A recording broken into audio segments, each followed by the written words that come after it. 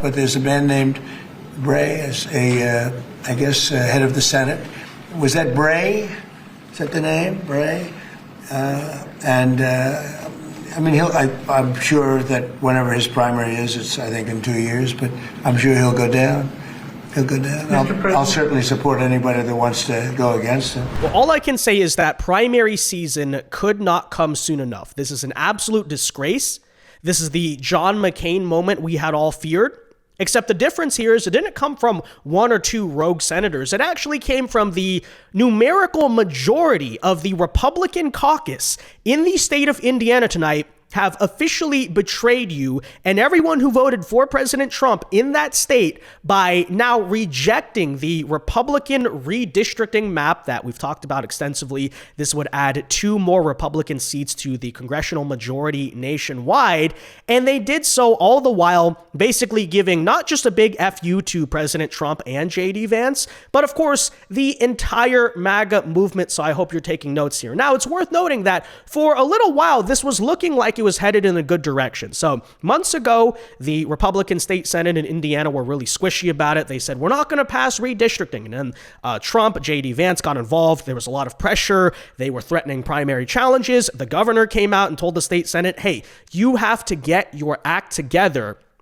And that all happened thus far, right? The special session was officially called. Last week, the House passed this map by a pretty wide majority. Even this week, the map passed the Senate committee, and usually when you do the committee vote, that's indicative of how the floor is going to look, right? Absolutely not the case. As a matter of fact, in tonight's news, the Indiana State Senate did not just reject redistricting, they did so by a margin of 19 to 31, right? Only 19 yes votes, 31 no votes. What exactly happened here, and what does this now bode for the future of the political careers of many of these state legislators? Well, we'll get into all of that in today's video because it's just such a disgrace. First, though, do us a favor. If you enjoy our content, make sure you hit that like button down below. Subscribe to the channel if you are new. That's the best way to support our work. It also ensures that you can stay up to date with all the latest news and coverage. And that said, I want you to, first of all, understand the context here. So Indiana is not some like 51% Republican state. This is not an issue where you had a slim majority and maybe someone's from a swing district. They don't want to risk it. They want to appease the Democrats. Oh, we couldn't get it done. No, actually, going into today, guess what? This is the partisan makeup of the Indiana State Senate. 39 Republicans, 10 Democrats, and 1 Republican who is non-caucusing. I guess he identifies as an independent. For argument's sake, let's even leave him out, right? All we needed to pass this vote was a simple majority, which means 26 votes. So in other words, all we needed tonight, think about how crazy this is, right? We're not asking, oh, hey, one person, hey, Lisa Murkowski, hey, Susan Collins, can you vote with us? No, all we needed was less than 14 Republican senators to betray us. Like 13 could do it and we still be fine. We still pass the map. Less than 14. And yet they couldn't even get that done. I mean, take a listen now to apparently what just took place in the Indiana Senate tonight. It's insane. I just cannot believe that. We still have so many people in this political party who don't understand the moment. They think it's still 2003 or some garbage. Take a listen. Following breaking news out of Indiana, the Republican-led state Senate voted against redrawn congressional map that would have helped the GOP in the state's only 2 congressional districts that Democrats currently hold. CBS News political reporter Hunter Woodall, a subject expert on redistricting nationwide, has been following everything in Indiana and joins me now. Hunter, it's great to have you with us. What happened? Major, this is one of the more notable political moments we've seen, not just this year, not just in recent years, but I would say the entire Trump era of politics. Again, Indiana, Republican stronghold of a state. This is someplace where Democrats are really outnumbered. A 19 to 31 vote against redrawing these congressional maps. Significant, has come at enormous peril for some of these Republicans. In the state, we have seen so many political tensions. We've seen threats. We've seen swatting incidents reported. The underlying thing here has just been so powerful about this national impact coming in. And not only did the president, but the president and the vice president today on social media both weighed in, basically telling Republicans, vote for this or else. And that's the thing. I mean, you and I both know how some of these Midwestern legislatures can work. I didn't cover Indiana. I covered Kansas and Missouri. But sometimes there are folks, these are part-time legislatures, they don't like being told by Washington what to do. In the Trump era, we haven't seen that as much. But given all the tensions here, there was clearly on senators' minds as they spoke, big idea of what this could mean, not just for the U.S. history, but in Indiana history too, and what precedent it would set. What precedent it would set. Wow. So what are we hearing right now? It's the good old case of principled conservatism, right?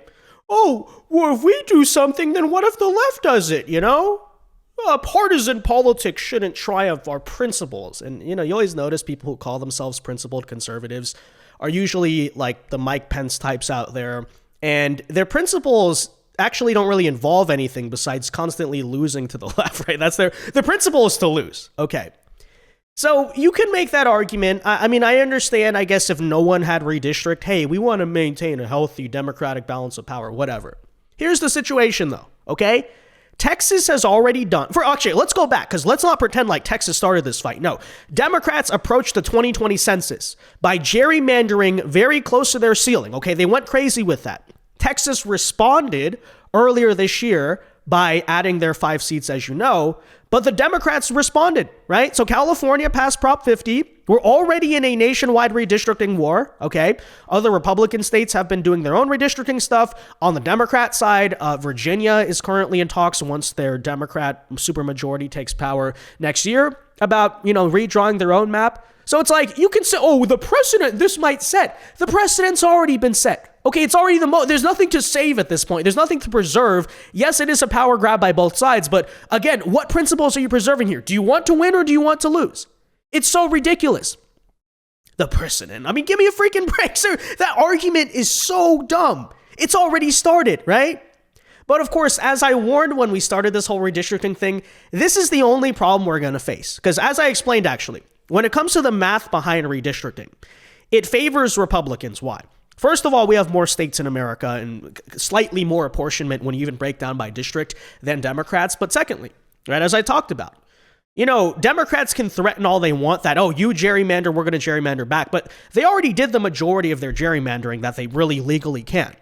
So this is really going to be an issue of, if you have a mutually assured destruction situation, the Republicans can do way more than the Democrats, if that makes sense, because we have a lot more. We drew our maps, generally speaking, extremely fair, so we have a lot more gerrymandering we can do than Democrats, if that makes sense, right?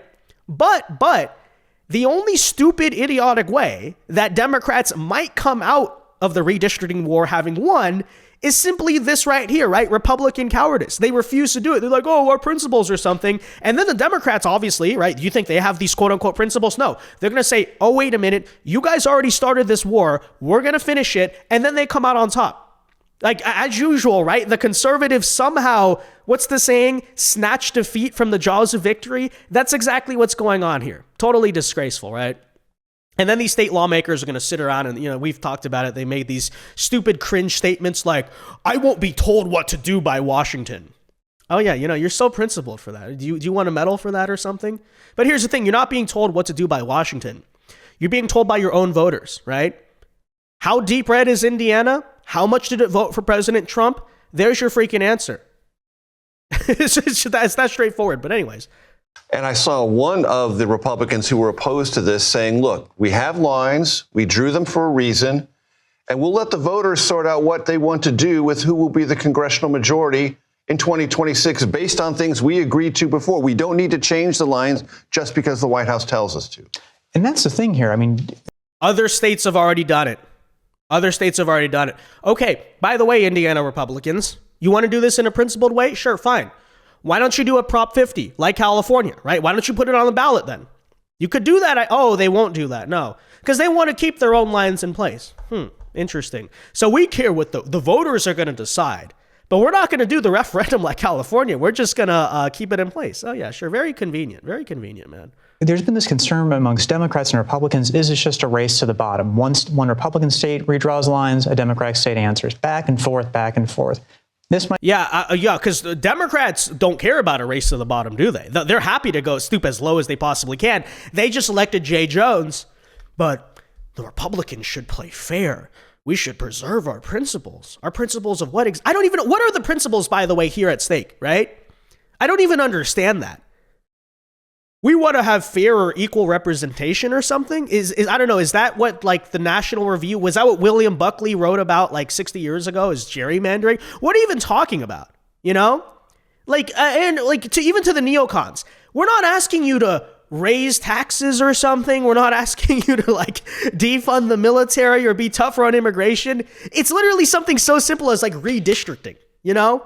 So I don't want to hear the excuse like from, say, the swing district senators, because that was some of the talk here. Oh, maybe the people in the purple districts don't want to piss people off too much. It's like, you're not taking away Medicaid from them, right? Or food stamps. You're not messing with healthcare. Like, this literally is something that does not affect anyone's day-to-day life, in the immediate future at all. It's just simply like national politics, right? Oh, let's just still apparently not do it. So that's why you really have to just come to the simple conclusion. Their only principle here is, giving power to the Democrats. I don't know what else to tell you. Some will say these maps are political.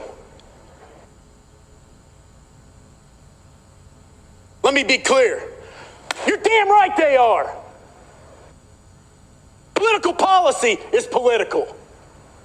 Safe streets are political. Look at Indianapolis. Affordable electricity is political. A drug-free Indiana is political. Peace in the Middle East is political. I dealt with it firsthand. If drawing a map that secures 2 more seats for the Republican Party means that we continue to see overdose deaths drop by 20%, then I'll draw that map every single day of the week and twice on Sunday. If drawing a map means that we'll continue to see a 93% drop in illegal immigration, then I'll sign it with a smile on my face. We're not here to be neutral arbiters of decline. We're here to be active agents of American greatness. Might be where a pause could happen. This might be a little bit of that political ceasefire. Okay, is this going to calm things down? Is it going to be more normal after so many months over this year of tensions that have really just escalated? And there are small, subtle signs of Republican pushback against President Trump. This may be yet another one of those small, subtle, but in this case, possibly very important signs. Yeah, very telling how it's the Republicans, as usual, who disarm, right? Did the Democrats agree to a ceasefire? No, they didn't, right? Republicans basically just said, okay, Democrats, you can win. Isn't it interesting how it seems like that's always what the Republican Party is doing? Gee, I don't know. And worth noting here, as we talked about, when you look at this margin, it's not, again, a matter of, a couple people in swing districts didn't want to vote for it. No, the push failed even just among the GOP caucus, 19-21. The majority of the GOP caucus, the majority of Republicans, guys, in the state of Indiana, voted against the freaking map. What are we doing here? What are we doing here? Are they all from swing districts? Are all 21 of them from swing districts? Yeah, I don't think that's the case. So, anyways, the very logical outcome here is that primary challenges need to be heavily pushed. The Trump team has been vowing since even before this vote, don't play ball. We're going to come for you. And that's, rightfully so in a political sense, right? But if you're curious, if you live in the state of Indiana, I will currently put on screen the names of all of the 21 state senators who voted against redistricting. So, here's part of them. Here's the other part if you want to screenshot that there. But it's worth noting, the real reason this all happened is because Rod Bray, who is the Senate President pro tempore, right, basically the whip, the leader of the Republican caucus here, was rallying Republicans against it. So that's what we're dealing with, right? A Mitch McConnell-style character here. Michael Kreider, the majority whip, as well voted against it, and that's likely why all the state legislators, in their own respect, followed suit there. So, I'm frankly kind of curious to know exactly what's going on with this Roderick Bray character. If I were to speculate, I've seen some people say this, let's not forget that, first of all, Indiana is the state of who? Mike Pence. And there's no definitive proof that he was involved here, but you'd have to imagine a lot of either him or a lot of his political allies probably behind the scenes were making calls like, hey, sabotage President Trump, screw him over. Because certainly, as I'm going to repeat, this did not come from the voters, right? Trump is massively popular in Indiana. He's won the state by pretty wide margins every single time he ran, That's no mystery. No, yeah, what this is about is, as we talk about this sometimes, that a lot of people probably have a perception that, because years ago we got rid of people like Paul Ryan, Liz Cheney, Mitt Romney, the RINOs have been purged from the Republican Party. It's like, no, that's actually not the case. In many situations, there's a lot of, even on the federal level, right? A lot of quieter RINOs who, publicly usually vote the party line. They're not making these big public stands against Trump, but behind the scenes, they're constantly watering down a lot of the more conservative legislation you'd like to get passed. But especially here, folks, on the state level, this is a systemic rotten problem with the entire GOP nationwide, is that a lot of these state legislatures in deep red places, right? Whether that's Indiana or a place like Alabama, Florida even, right? That's a story where DeSantis has essentially had to bully the state legislature for his entire 2 terms to actually get stuff done, is that because people don't pay as much attention to those types of races, right? The state, local races, a lot of these same characters from the George Bush GOP of 2003 are still in office and they still keep getting reelected. And this is kind of a prime example of that moment. So what has to now happen in response, I hope at least, right, is that Republican voters, first of all, have to get angry. And we have to get as angry as, say, the Democrats did in California, right? And this is the problem we have on our side, is it's hard to whip us up as easily over issues that seem kind of technical or boring or nerdy, like redistricting. What does that even mean? Well, look what they just did in California with Prop 50, spent some money, used the anti-Trump outrage, and then a bunch of people show up and they're like, no, we want to gerrymander our own state. They probably don't even know what they're voting for. Do you think the majority of those California voters even knew what Prop 50 was all about? Or you think they just said, Donald Trump bad, I'm going to vote against Donald Trump? See, here's the thing. We need that mentality on our side when it comes to issues like this, right?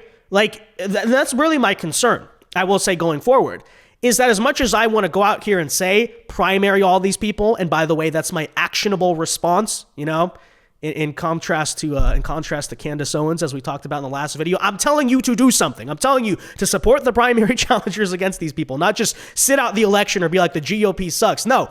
Vote these people out of power, right? But the issue is that, there has to be the energy to do that. There has to be the voter awareness. And I'm sure, the Trump administration, or not his administration, but his team, is going to spend a lot of money. They've already vowed to do that. But this is something we have to care about. We have to push forward, right? In Indiana, just a few moments ago, the Senate there rejected the congressional maps to redistrict in that state. A number of Republicans voted against that redistricting effort. You have spent a lot of time talking about this. The vice president traveled to Indiana. What's your reaction? Well, we won every other state. That's the only state. It's funny because I won Indiana all 3 times by a landslide. And I wasn't working on it very hard. Would have been nice. I think we would have picked up 2 seats if we did that. You had one gentleman, the head of the Senate, I guess, Bray, whatever his name is. I heard he was against it. He'll probably lose his next primary, whatever that is. I hope he does, because he's done a tremendous disservice. I mean, think of it.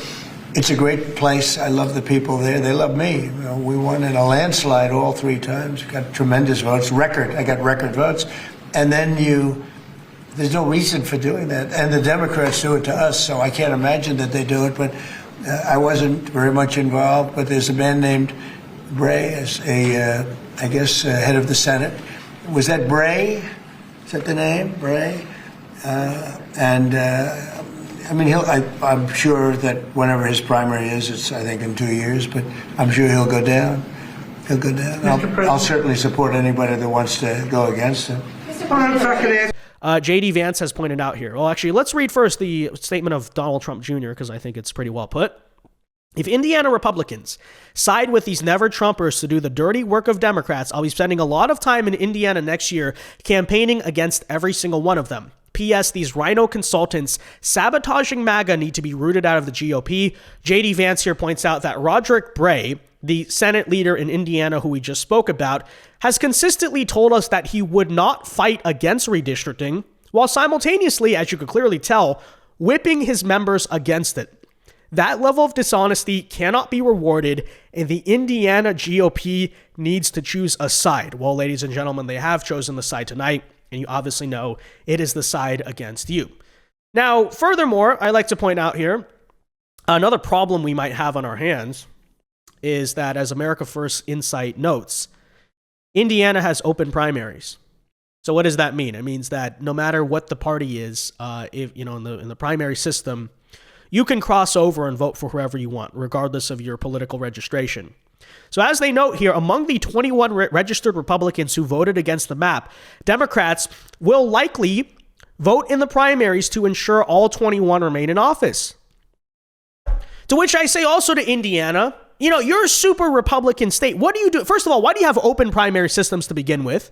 Those really don't create any benefit, especially to the party in power, right? All they cause is crossover, which could, actually hinder the rise of more conservative legislators. But I guess that's the entire point, right? They want to use the crossover Democrats because these people themselves are milquetoast RINO types. But there you have that, right?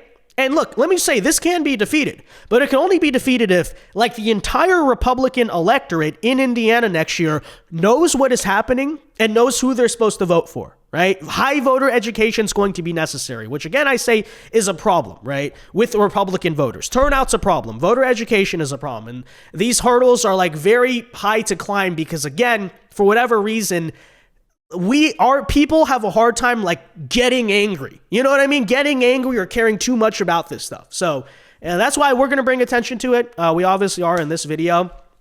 Again, just what an utter disgrace. And let me say too as well, last point I'll make on this. You know, if you wonder why, say, a state like Georgia or a state like Arizona have gotten more blue over time, right? Those places like even 10 years ago were safe red states. Now they're swing states.